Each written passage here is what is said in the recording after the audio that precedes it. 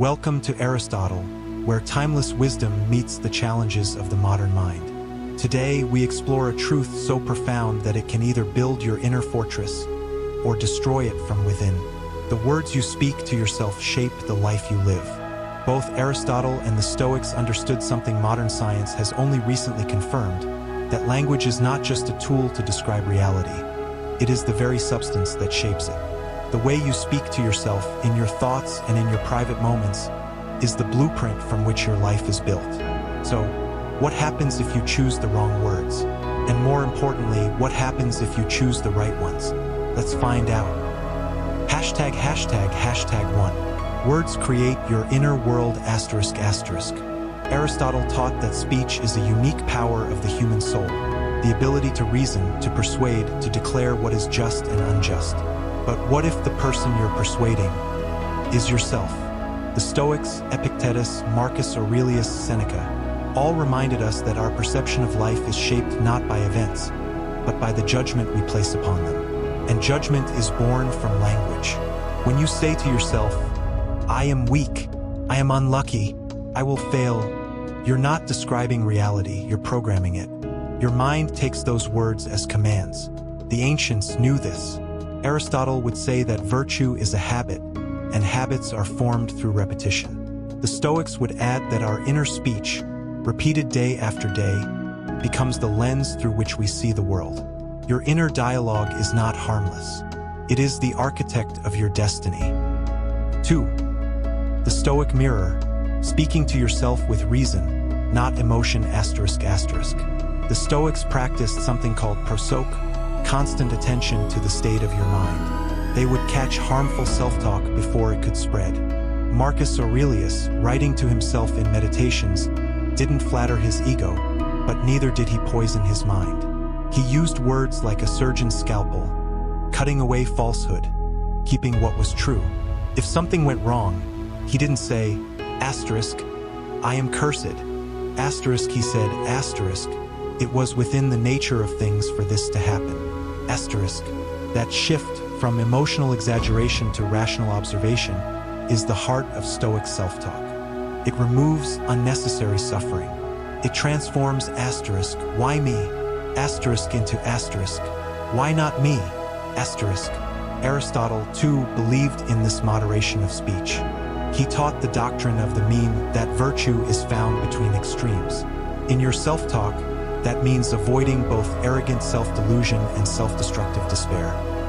Hashtag 3. Words as ethical action ***. For Aristotle, ethics was not an abstract theory, it was about how to live well. And that includes how you speak to yourself. The Stoics saw words as tools for shaping the soul. Words were not empty vibrations in the air, they were moral actions. Speaking truth to yourself, even when it hurts, is an act of courage. Speaking kindness to yourself when your mind is wounded is an act of justice. Self-talk becomes part of your ethos, your character. And character, Aristotle reminds us, determines your destiny. If you constantly belittle yourself in private, don't be surprised when the world begins to treat you accordingly. You have trained it to. 4. The science catches up ***. Modern neuroscience confirms what Aristotle and the Stoics intuited. When you repeat certain phrases to yourself, your brain physically rewires to make those thoughts more automatic. This is called neuroplasticity, the brain's ability to adapt. But it doesn't care whether you're programming wisdom or poison.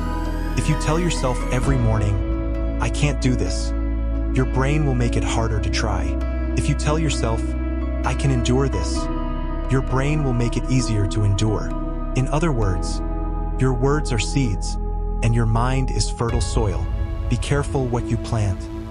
Hashtag 5. The polymath's approach to self-talk ***. As a polymath, Aristotle didn't limit his thinking to one discipline. He drew from ethics, logic, biology, politics, everything. You can do the same. From philosophy ***, use reason to keep your words grounded in truth. From psychology ***, recognize cognitive distortions and replace them. From rhetoric ***, speak to yourself with persuasion.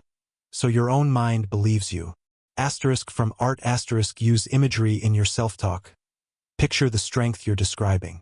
Asterisk from science asterisk remember the physical impact your words have on your body and brain.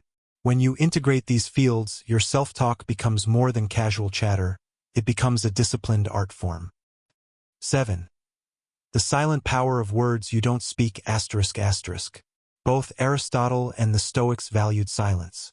Sometimes the most powerful self-talk is none at all. When your mind is storming, you can choose not to feed it with words.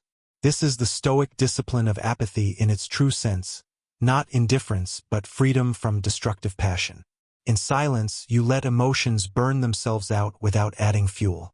You create space for wisdom to enter. Then, when you do speak, even to yourself, your words carry weight. The words you speak to yourself are not just echoes in your mind. They are commands to your soul.